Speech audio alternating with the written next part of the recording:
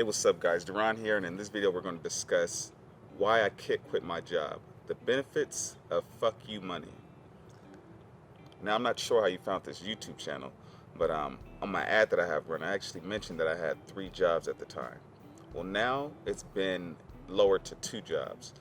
Now, this is the reason that I quit my job. Well, actually, before I get into the reason why I quit my job, I'm going to give you some background on my job. So this is a job that hired me when I first graduated from my master's program, and it was a good experience, to be honest. They gave me a lot of responsibility, which means I was in a leadership position. I was responsible for designing the application, constructing the app, leading our dev team, because we had a dev team that was locally here, and we have a dev team that is overseas. Also, I met with a lot of our users. When there was issues within the app, people contacted me, etc. So I did more than just code for this company. I also got the opportunity to work not only on the mobile side, but also on the back end. And doing a lot of work on the back end, it gave me a chance to improve my functional programming.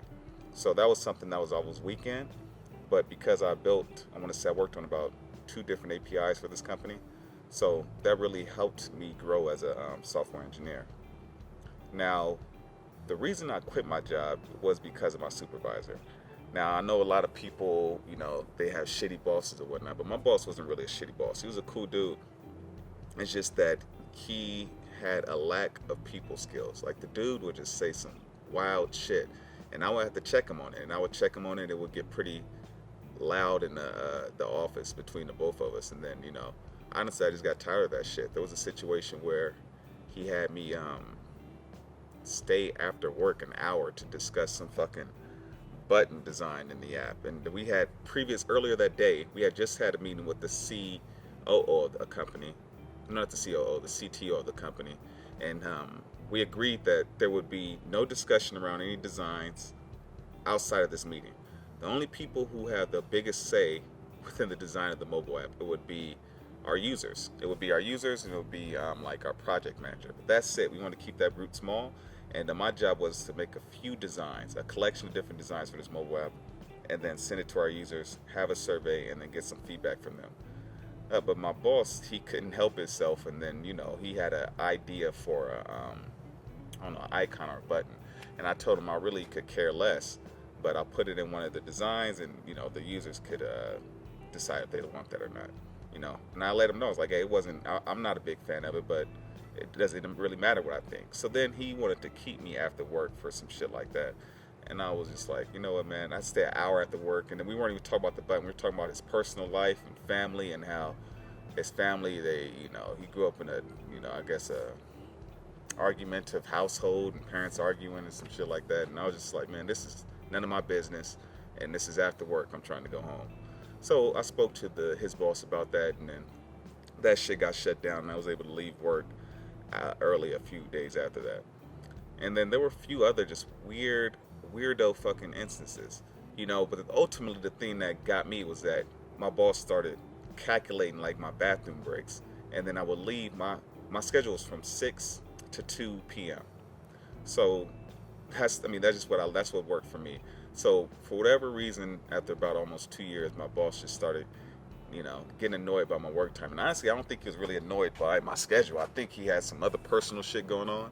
And then sometimes you got a lot of shit going on, or you got anxiety built up from other areas in your life.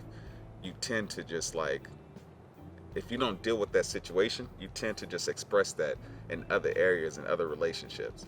So he just, for whatever reason, he just started calculating my bathroom times or whatnot. And then he's like, oh, you have to stay extra 15 minutes after work because of some bathroom break. I'm like, what? So I spoke to I didn't do it.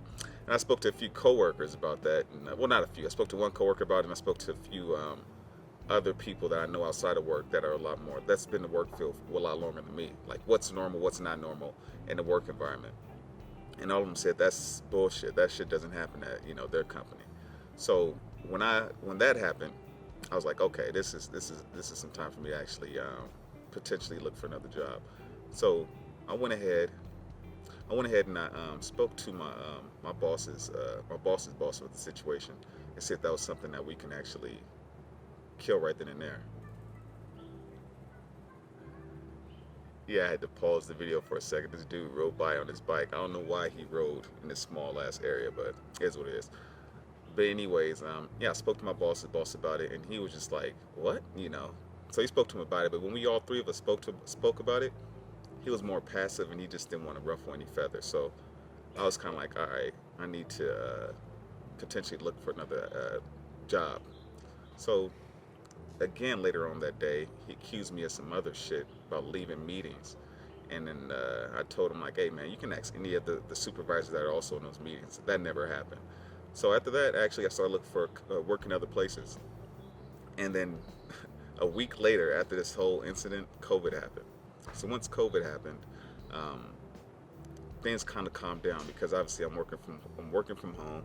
And then another company reached out to me, and I was working for two companies at the same time. And one of those companies contracted me out for two other companies. It's basically a contract company, and they hire me on to other companies for a short period of time.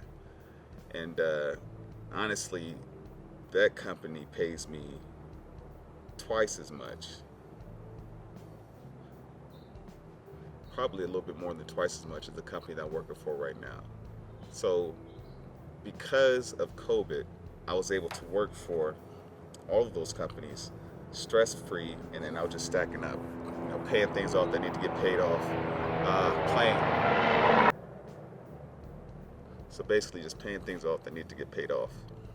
And my boss tried me again last week with some shit, and I was just like, you know what? Right in the middle, before you could even get into it, I just said I quit. And then he apologized, like, I'm sorry, I was about to start being a dick. I'm sorry. I was like, nah, it's cool, man. I'm done. So that's the benefits of being a software engineer. The benefits of having fuck you money. In this profession, you should make enough. I know some people buy things that make more money, you buy more shit. But if you actually manage your money right, working in this field, you can actually, you know, stack up some fuck you money. But anyways, that's it for this video. I'll touch base with you guys later. Get at me. Peace.